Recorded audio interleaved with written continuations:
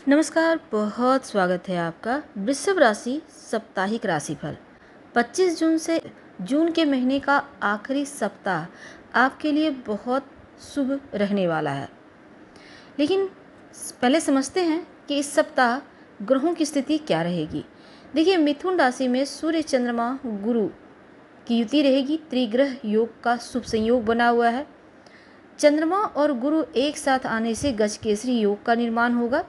शुक्र मेष राशि से निकलकर स्वराशि वृषभ में प्रवेश करेंगे, जिससे राजयोग का भी यहाँ पर निर्माण होगा। और बुध पुष्य नक्षत्र में प्रवेश करेंगे। तो ग्रह नक्षत्रों के प्रभाव और इस जून के महीने का अंतिम सप्ताह आपके लिए तरक्की और पहचान पाने का सुनहरा मौका लेकर आया है। नए अवसर मिलेंगे, अपने करियर को नई ऊंचाई पर पहुंचा सकते हैं और आपको सफलता पाने के लिए थोड़ा और मेहनत करना है। तो करियर के मामलों में, पारिवारिक जीवन में आपका भरपूर सपोर्ट मिलेगा। आपको रिश्तेदारों के साथ रिश्ता जितना बढ़िया बनाए रखेंगे उतना ही फ़ायदा होगा। बिजनेस में लोगों के लिए आप प्रेरणा बनेंगे और इस समय किसी भी तरह का रिस्क लेने से घबराइए मत। बस सोच समझकर फैसला लेना आवश्यक रहेगा। अचानक से धन प्राप्ति के योग बनेंगे, पर क्रोध में आकर अगर आप कोई फैसला लेंगे, डिसीजन लेंगे, तब नुकसान होगा। तो आपको इससे बचना चाहिए। तो सबसे पहले समझते हैं 25 जून चंद्रमा आपके धन भाव में। अब देखिए, यानी कि मिथुन राशि में चंद्रमा, और यहाँ पर 27 जून तक रहेंगे।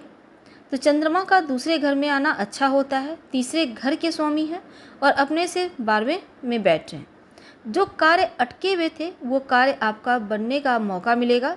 गजकेसरी योग बन रहा है, गुरु चंद्रमा साथ में है तो अच्छा है। बृहस्पति 11वें घर के हैं, चंद्रमा तीसरे घर में।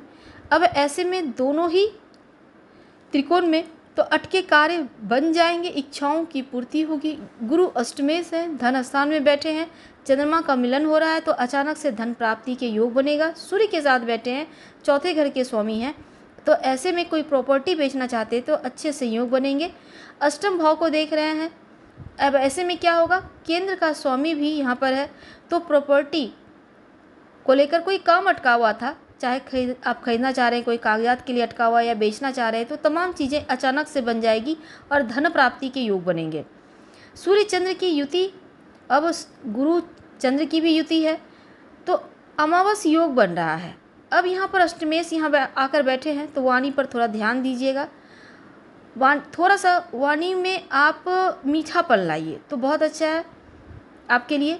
आत्ममंथन करके आगे बढ़ें और बातचीत करते रहिए सबसे आराम से। हर कार्य बनता रहेगा, लेकिन ईगो वगैरह मत लाइएगा, नहीं तो चीज़ें बिगड़ जाएंगी। और इसमें कोई भी निर्णय बहुत सोच समझ कर लीजिएगा। वैवाहिक जीवन में एक दूसरे को समझने का प्रयास कीजिए। जो विद्यार्थी हैं, समय अनुकूल है, भाग्यशाली टाइम है, भाग्य का साथ मिलेगा। स्वास्थ्य के मामलों में थोड़ा सा हड्डियों का ध्यान रखिएगा और दांत का ध्यान रखिएगा तो अच्छा रहेगा। 27 जून के बाद चंद्रमा आपके तीसरे घर में आएगा, यानी कर्क राशि में, और यहाँ पर आने के बाद 27 को आएंगे तो 28-29 तक अब खुद ही अपनी राशि में है तो और बलवान हो जाएंगे धनेश पंचमेश के साथ, तो आपके लिए उत्तम रहेगा। आप बहुत बेहतर तरीके से काम कर पाएंगे। सप्तम से त्रिकोण है, कुछ नया करना चाहते हैं, कोई निर्णय लेना चाहते हैं तो बढ़िया उत्साहवर्धक समय रहेगा। रुके हुए कार्य बनेंगे। धन लक्ष्मी स्थान पे हैं तो यहाँ पर आपको भौतिक सुख सुविधाएं बढ़ेंगी, धन आएगा।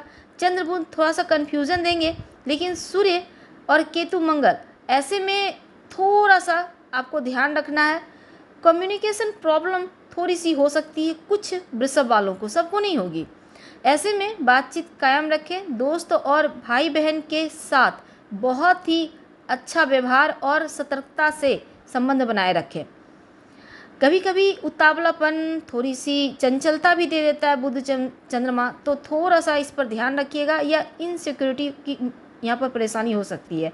तो जल्दबाजी में कोई भी काम ना करें, बेवजह का विवाद से बचें तो उत्तम रहेगा।